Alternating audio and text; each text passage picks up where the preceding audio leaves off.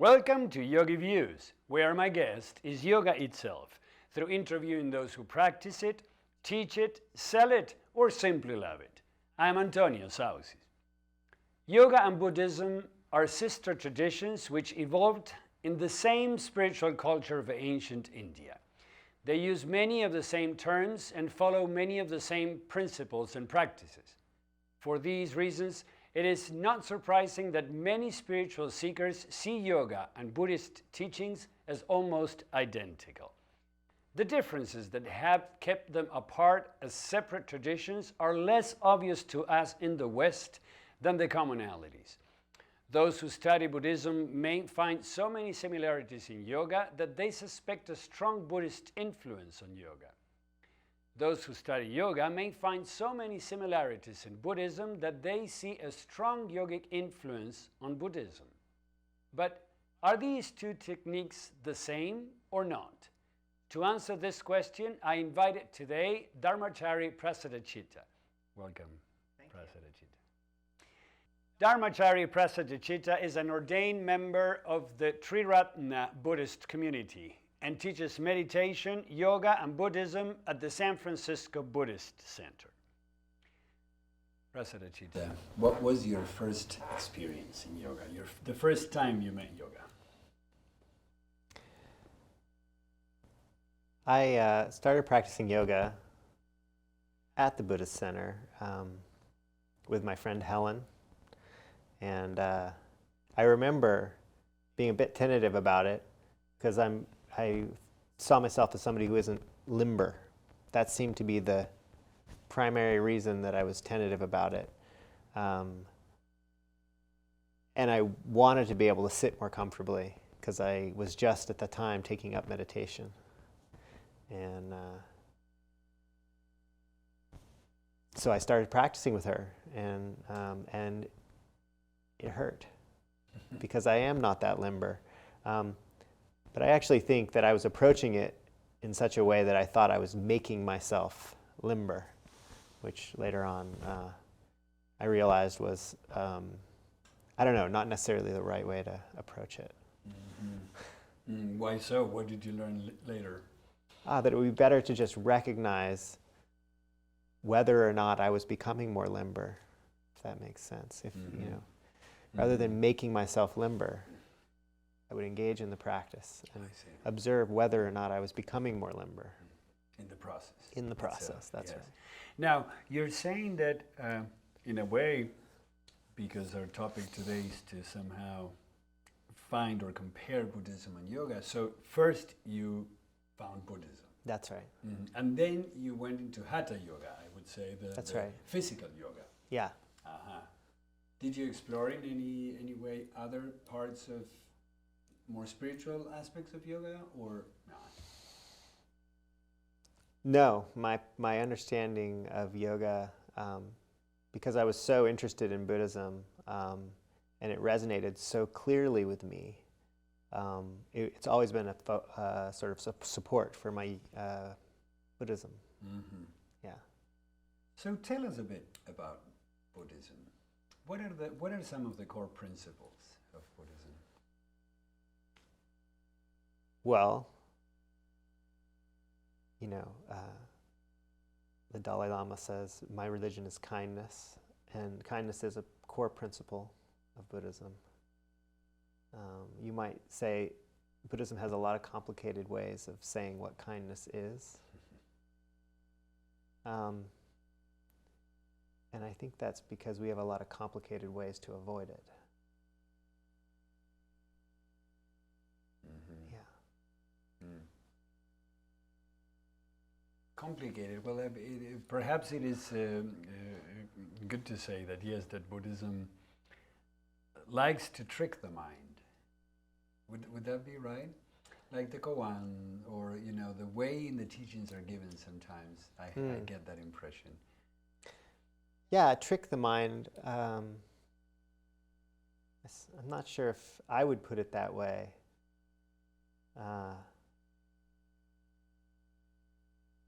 Buddhism has a way of talking about the way we perceive the world as a kind of trick by itself, that we are tricking ourselves in a certain sense, that our whole lives subtly collude to trick us. And I suppose your practice might have to have a certain amount of trickiness to find a way out of that. Also a bit of playfulness. I think koans can have a way of releasing your playfulness, letting go of the fixed ways that you organize and line the world up. Yeah. But I'm not a koan practitioner, so. But I think inherently a lot of philosophical analysis of Buddhism leads one to koan-like understanding, you might say. Yeah. Now, how did Buddhism come to be? Tell us just a bit about Buddha. The Buddha? Yeah, the Buddha. I love talking about the Buddha. And I'll tell you why to begin with, because for me, and I suspect for Buddhists in general, it's a product of our imaginations to talk about the Buddha. I mean, we don't know the Buddha, and there's a lot of stories. And there's a lot of concepts through which we can know the Buddha, concepts that describe qualities,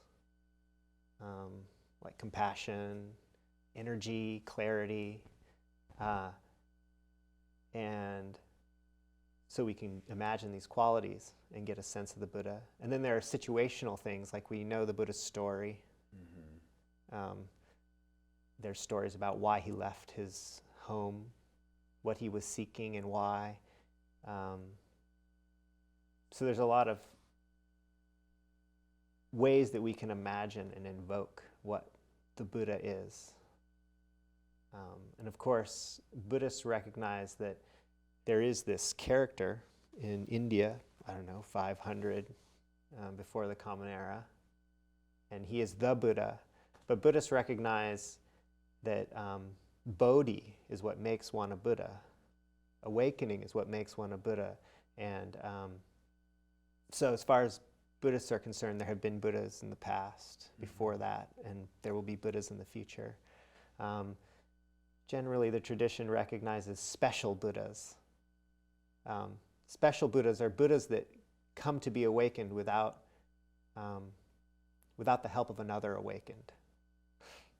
And so we see in this era, not so much spontaneous, but conditions come together. They're a special sort of, they have enough fortitude and enough desire that they can be inspired by the mere possibility of awakening without without knowing it through another individual. They intuit it and they seek it and they find it.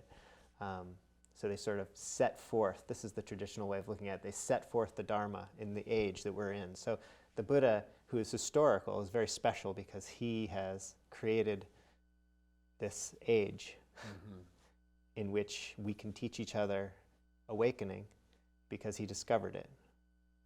Anyway, he discovered it in a time of, a lot of cultural and religious firmament in India. That's the story.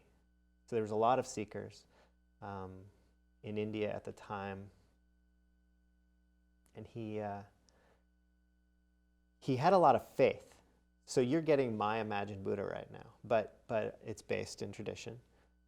He had a lot of faith, so he followed teachings, So he went to teachers, and he placed his faith in them, and he followed them. He did what they said. He discovered what could be seen through those teachings. Teachings that included meditation, included a lot of ascetic practices whereby one really denies one's desires and body.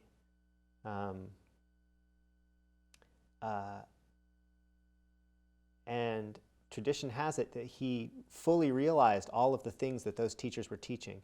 One important thing was that the Buddha sought teachers who said that what they were teaching could be experienced for him.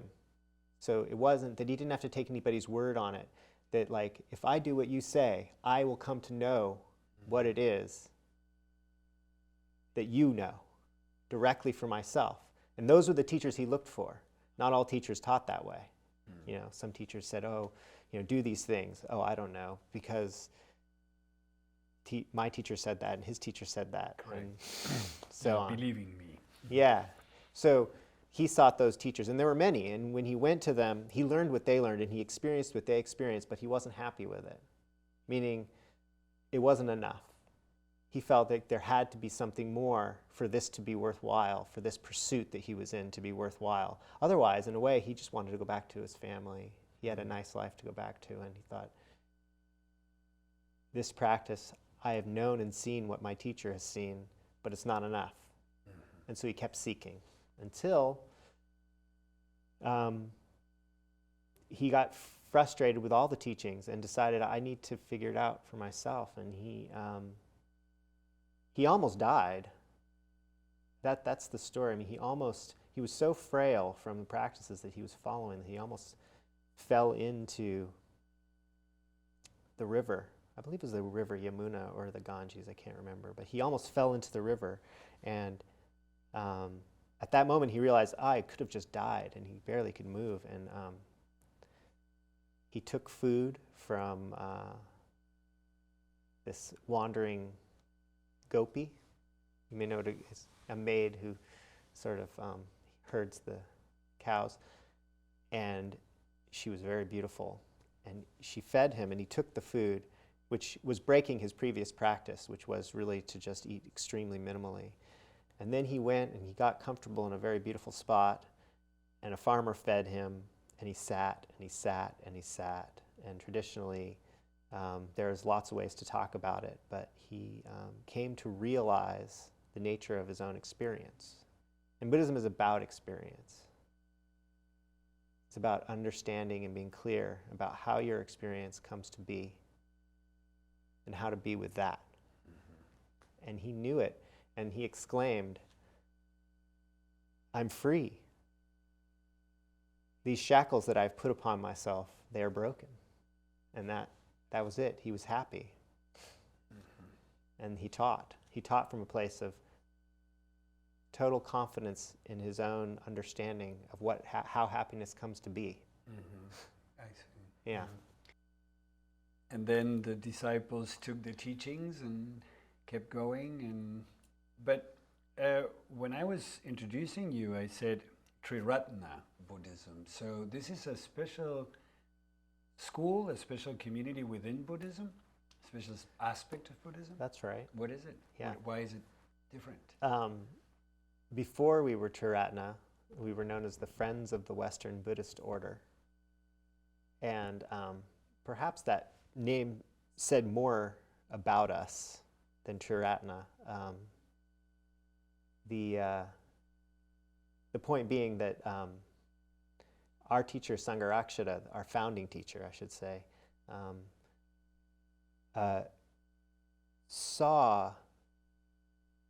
he lived in London after coming there from India. He grew up in London, but he went to India where he discovered as many Buddhist teachers as he could and became a monk. I'm going to try and make this story short as possible, but he eventually was invited back to London, where, generally speaking, he felt like a lot of intellectuals who weren't really practicing Buddhism were in control of the Buddhist scene. This is in the 40s, 50s. They were in control of the Buddhist scene such that those organizations that they controlled, he felt, were not adequate to not just practice the Dharma, but disseminate it. And so he wanted to start an organization that practiced Buddhism in London in the 60s, which is where he started it. And he came to the idea that there was so much exposure in the modern day to a broad field of what Buddhism was, that that he needed to create a new vehicle for Westerners to come to understand Buddhism, not just through one thread of Buddhism, but as a new thread of Buddhism. And so he is the primary teacher in the sense that he did lay down the practices and sort of the ways in which our community, how do I put this, digest the teachings. But there's actually, moving forward, a community that is continuing, with that as a template, to explore what the teachings mean within a Western context. And so the thing about it is that a lot of Indians came to be interested in this tradition, which is a bit of a long story, but Sangharakshita had a relationship with Dr. Ambedkar, who wrote the Indian Constitution and was a civil rights leader for the untouchable class in India. And he was of the mind that the untouchable class had to reject Hinduism, which sort of enshrined the caste system in the religion. So it said, you are this caste. And he felt like Buddhism was an appropriate religion because it was indigenous to India. The Buddha in the scriptures is explicitly ridiculing of the caste system as an institution. And so he converted to Buddhism and converted tens of thousands and eventually millions of these untouchable people in India so that they could throw off the caste system.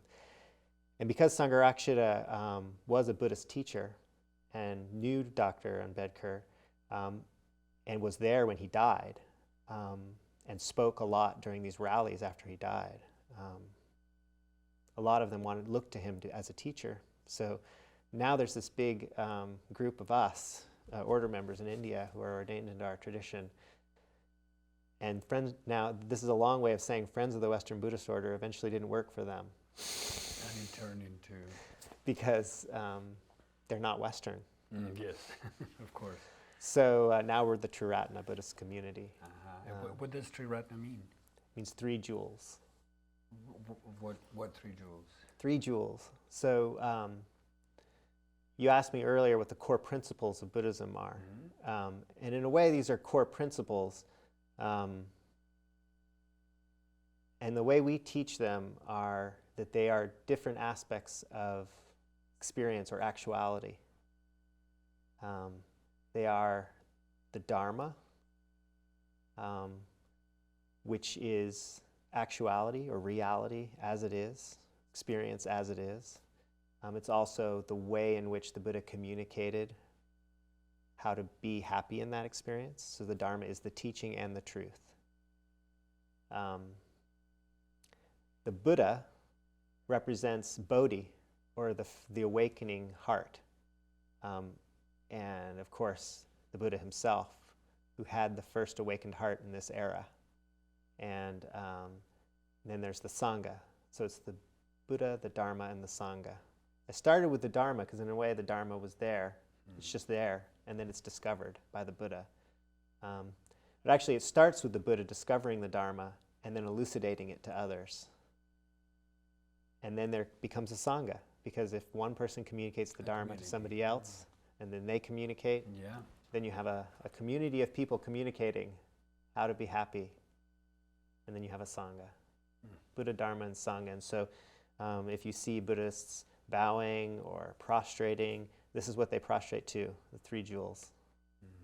Their core, or the descriptive parts of that which we revere the highest.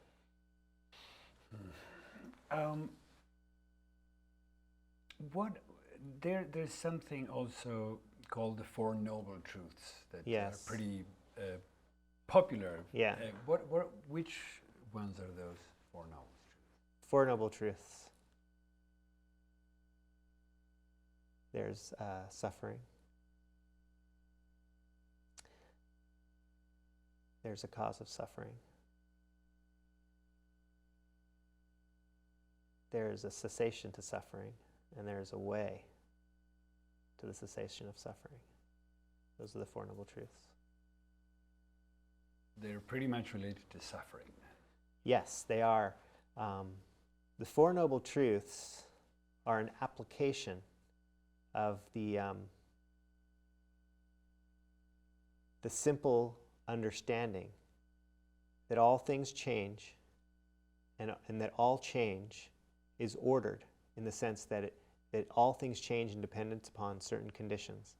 And as those conditions change or cease, so do other conditions and change and cease. So it has to do with patterned change. So the Four Noble Truths is just a specific application of that truth. So things change, and therefore they are unsatisfactory because of the way we relate to them, which is the second truth. The first truth is things change in a certain sense, and we experience that as unsatisfactory because they so unceasingly change. They incessantly change.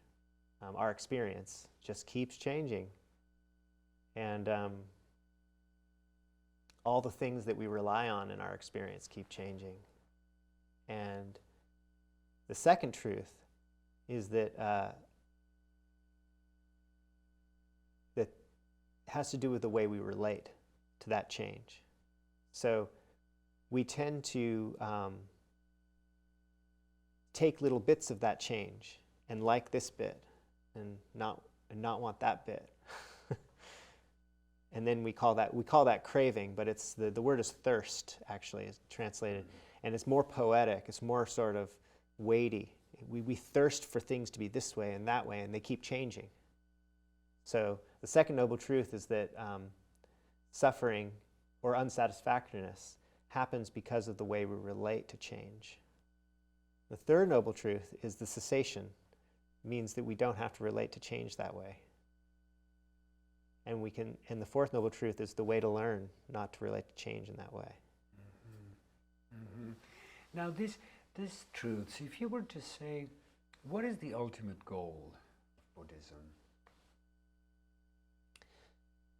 The ultimate goal of Buddhism is to actualize the qualities of clarity about the way things are, to take in our experience in such a way that we don't make more of it than it is.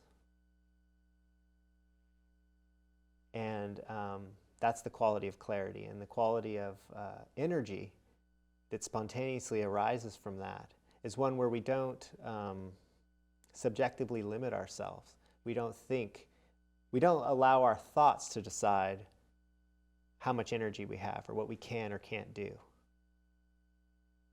So I think this kind of energy in Buddhism, it's like virya. I know that that's a term in yoga too.